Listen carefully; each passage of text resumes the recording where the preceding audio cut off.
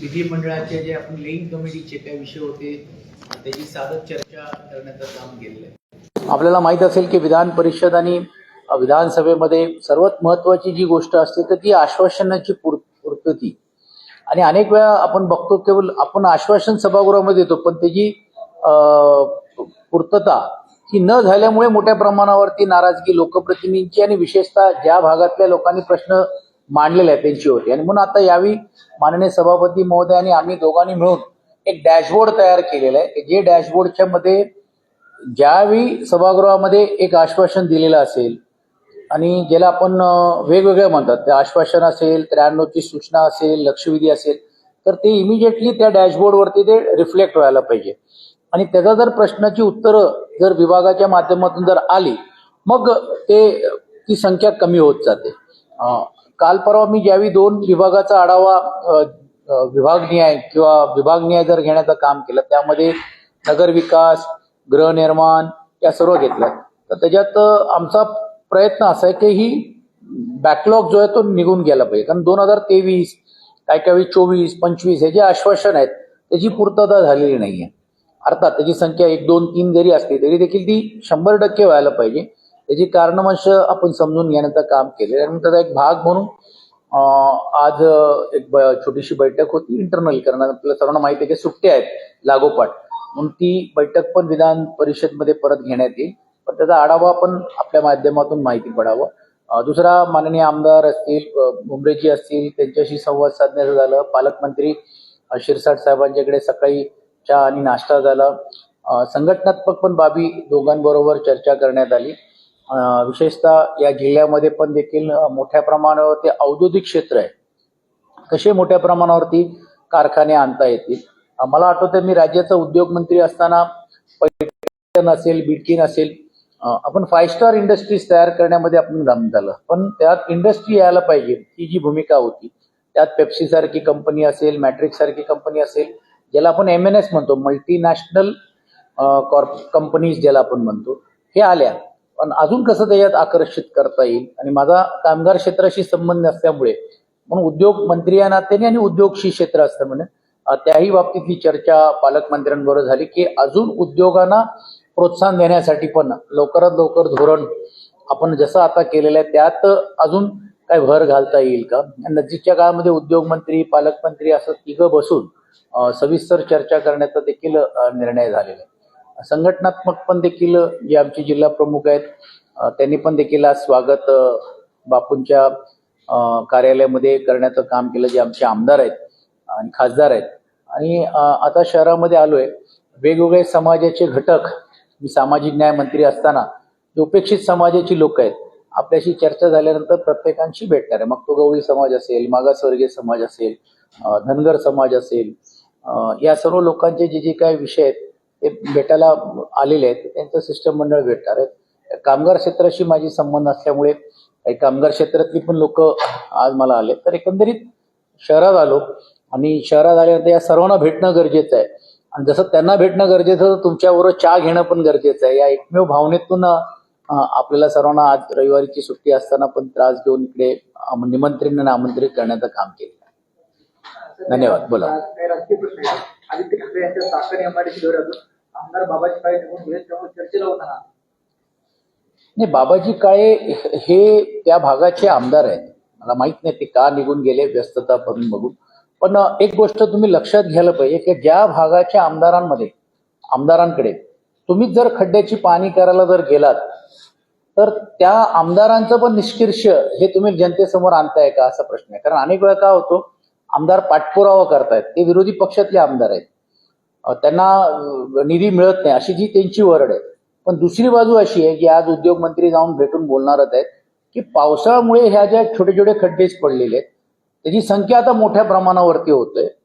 MIDC असेल किंवा association असेल ह्याचा संयुक्त रीतीने पत्रव्यवहार करून घेऊन ते खड्डे बुजवण्याची निधीची तरतूद पण करण्यात आली. कारण 2 भाग आहे. काही मी याचा संबंध माझ्याशी एवढा जवळचा आहे कारण मी पण उद्योग मंत्री होता आणि त्या भागातच मी संपर्क प्रमुख म्हणून राहिलेले आणि बाबाजी काळे अत्यंत उत्कृष्ट रीतीने त्या पोटतिडकीने त्या विषयावरती आपण मांडतोय. पण त्या मांडत असताना त्यांची प्रक्रिया चालू असताना आता नेत्यांनी येऊन जर पाणी केली तर त्यांचा अपयश पण दिसतोय ना त्याच्यामध्ये आमदारांचा. आणि म्हणून दिलीप मोहितेंनी जी टीका केली ती टीका रास्त आहे असं म्हणायला काही हरकत नाही. त्यापेक्षा त्यांनी जो पाठपुरावा केला त्या पाठपुरावाच्या मागे राहून जर त्यांनी प्रशासनाशी चर्चेच्या माध्यमातून दोन हात केले असते किंवा शिष्टमंडळ जाऊन तिकडे घेऊन गेला असता तर झालं असतं तर मला असं वाटतं अजून चांगलं झालं असतं आणि त्याला न्याय मिळाला असता. अर्थात राज्याचे उपमुख्यमंत्र्यांनी आजच संध्याकाळी 4 वाजता ऑनलाईन आणि उद्योग मंत्री स्वतः इंडस्ट्रीज लोकांशी बोलून मी आजच सकाळी त्यांच्याशी चर्चा या विषयावरती केली आणि ते देखील सोडवण्याचं काम ते करणार आहे आणि बाबाजींच्या प्रयत्नाला यश येईल असं मला वाटते. सिद्धिविनायक मंदिराच्या सुशोभीकरणासाठी एक प्रवेशद्वार बंद करण्यात आले मात्र याला विरोध म्हणून त्याचे स्थानिक नागरिक आणि ठाकरेचे शिवसेना रस्त्यावर होतात. बघा कसं आहे की सिद्धिविनायकचं पुनर्बांधणी किंवा सिद्धिविनायकचं जीर्णोद्धार करायचं हा काय प्रस्ताव आता आलेला अशातला नाहीये. जिथे सदा सरवणकर साहेबांनी आता त्याला पाठपुरावा केला म्हणून त्याला यश जरी आला असेल त्याला निधी जरी दिली असेल पण या अगोदर पण देखील शासन ज्यावेळी इतरांचा होता तो प्लान त्यावेळी मंजूर झालेला आहे. कुठेही देखील भक्तांची गैरसोय होणार नाही ही काळजी तर सरकारला घ्यावीच लागेल. पण मला असं वाटतं काहीतरी करून आपण असं काहीतरी लोकांची बाजू घेतो असं दाखवण्याचा काय जर प्रयत्न होत असेल तर मला असं वाटते पुढे जीर्णोद्धार जर काम झालं नाही तर जे भक्तांना जे मिळणारी ज्या सुविधा आहे तर तुम्ही बघता की अनेक गैरसोयी लोकांना एकाच प्रवेशद्वारामधून किंवा एकाच मोठ्या प्रमाणावरती ज्यावेळी अंगारकी संकष्टी असते तो होतात. आपल्याला बाहेरचा रस्ता बॅरिकेड करून त्यातून रस्ता तयार करावा लागतो. तर मला वाटते त्यात अडथळा निर्माण न करता चर्चेच्या माध्यमातून त्यांनी ती भूमिका मांडली पाहिजे असं माझं मत. ते मुंबईत नगरसेवक सचिन पाटील यांनी महापौरांना एक पत्र लिहिलं आहे. त्याचं म्हणणं आहे की बाजारपेठ आणि मंदिरांमध्ये पुस्तकात आर्माईन नावाचं एक रासायनिक पावडर मिळवलं जातं त्यामुळे लोकांच्या किडन्या वगैरे खराब. अत्यंत दुर्दैवी आहे मग जर असं असेल तर. आणि मला एक समजत नाही की त्यांनी पत्र लिहेपर्यंत का गरज आहे. प्रशासनाकडे ऑलरेडी नियम निकष कायदे आहेत त्या अंतर्गत उचित कारवाई त्यांनी करायलाच पाहिजे. कारण तुम्ही बघता की अनेक भागांमध्ये जो गाजर लाल कसं दिसेल टमाटे लाल कसे दिसतील फ्लावर कसे अजून सफेद दिसतील असे काही रासायनिक टाकून घेऊन लोकांना आकर्षित करण्याचा धंदा काही लोक खूप अगोदरपासून करतायत आणि त्यावरती कारवाई करण्याचं काम महानगरपालिका आणि त्या खात्याने केलं पाहिजे.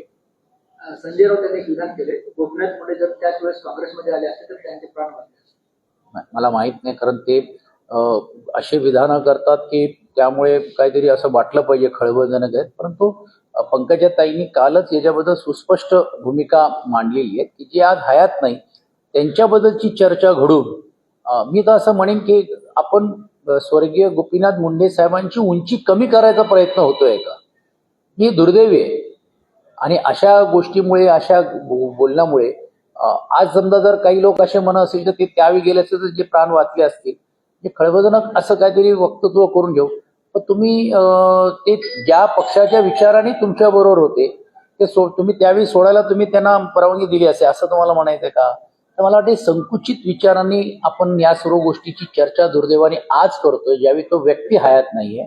व्यक्ती हयात असताना त्यावेळी या सर्व गोष्टीची चर्चा का नाही झाली. आणि म्हणून स्वर्गीय गोपीनाथ मुंडेजींचा दर्जा एक सामाजिक दृष्टिकोनातून आणि विशेषतः तर मी त्यांना खूप जवळून पाहिलेल्या 15 वर्ष मी आमदार म्हणून घेऊन त्यांच्या समोर आणि सोबत काम करण्याची संधी मला मिळाली. 1995-96 साली ते गृहमंत्री होते आणि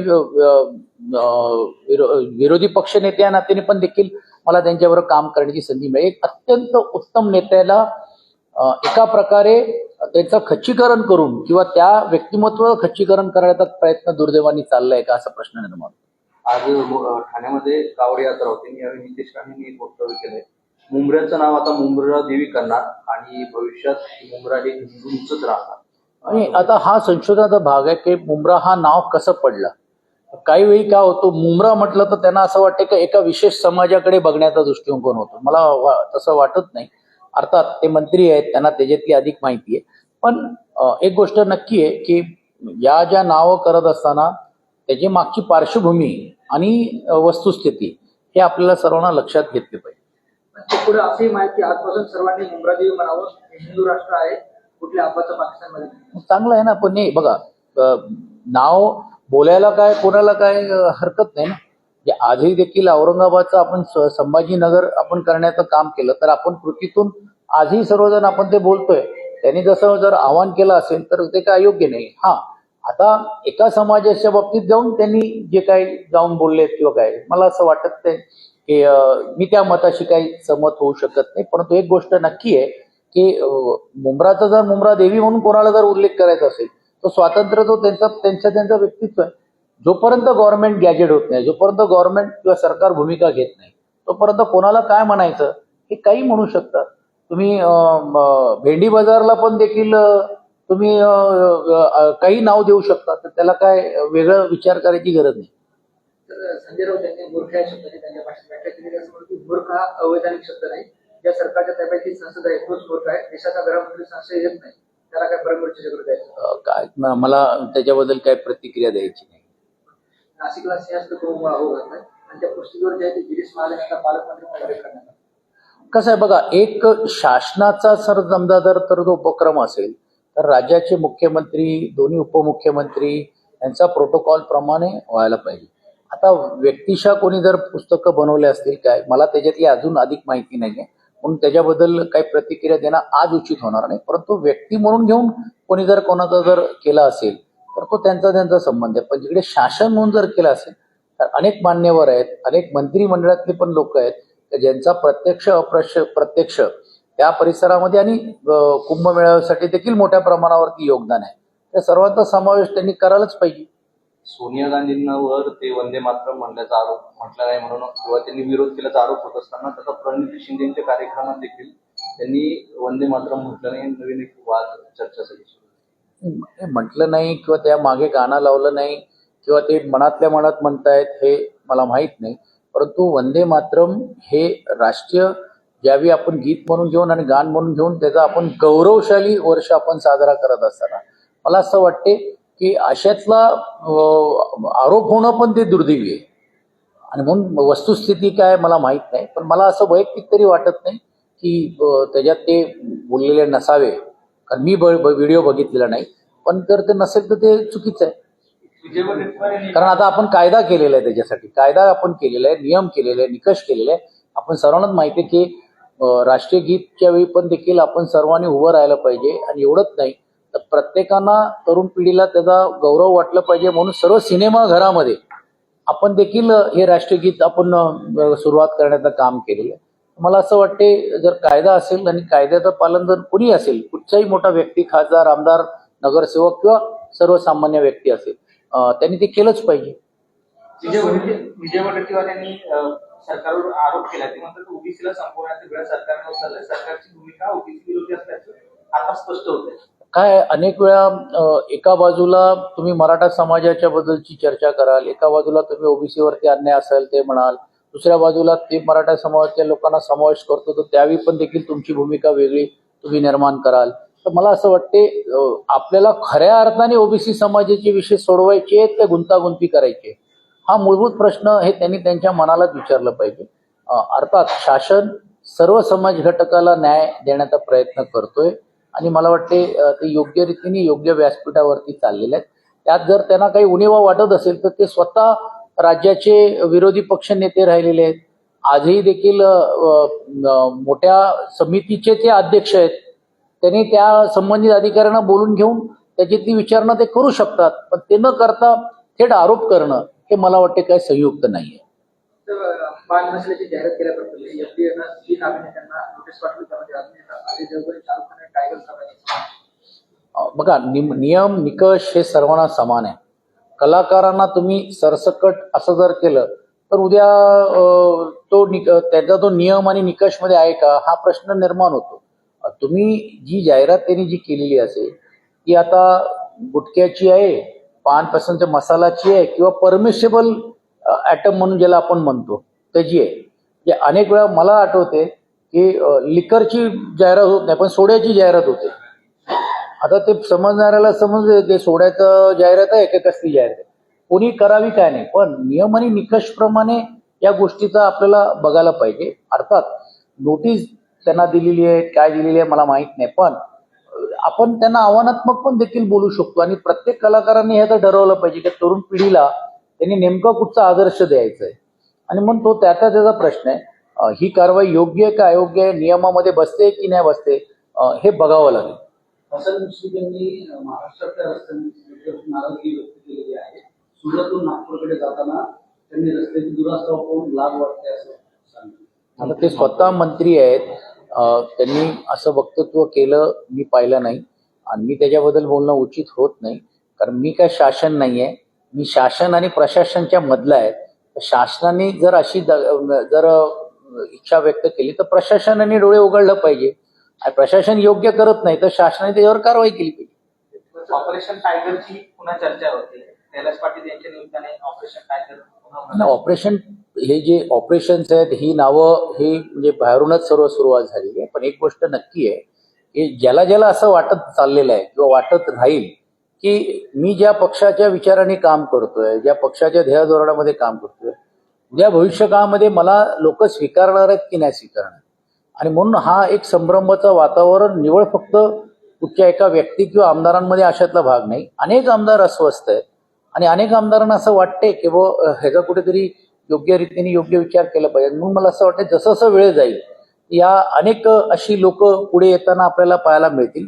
मला माहित नाही की आपण व्यक्तीचं नाव घेतलं म्हणून त्यांच्याबद्दलची काय भूमिका आहे आणि मी पण या व्यासपीठावरून सांगणं पण अयोग्य होणार आहे. पण एक गोष्ट नक्की आहे की लोकांच्या मनामध्ये हा संभ्रम हा वाढत चाललेला आहे आणि ते वाढत चालल्यानंतर अनेक नावं कदाचित पुढे येण्याची शक्यता नाकारता येत नाही. पण तूर्त असं काहीतरी चाललेलं आहे किंवा असं काहीतरी होणार आहे किंवा असं तरी करायचा प्रयत्न राज्याचे उपमुख्यमंत्री आणि आदरणीय एकनाथ शिंदेजी करतायत, हा जो परसेप्शन तयार केला जातोय मला वाटतं तो चुकीचा आहे.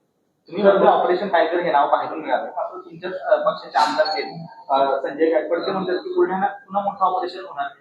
मी मला असं म्हटलं की हे ऑपरेशन नाव बरोबर आहे तुमचं म्हणणं, पण टायगर हा नाव हे टायगर ऑपरेशन नंबर 1, 2 आणि 3 या ज्या गोष्टी आमदार शिवता महाल यांचं नाव टीका पण केली कोणी संजय गायकवाड. हे संजय गायकवाड हे आपल्यामध्येच एक व्यक्तिमत्व आहे. मला वाटते त्याच्या प्रश्नात त्यांनाच उत्तर विचारलेली बरी आहे. माझे ते सहकारी आहे पण मी माहिती नसल्यामुळे मी ते बोलणं उचित.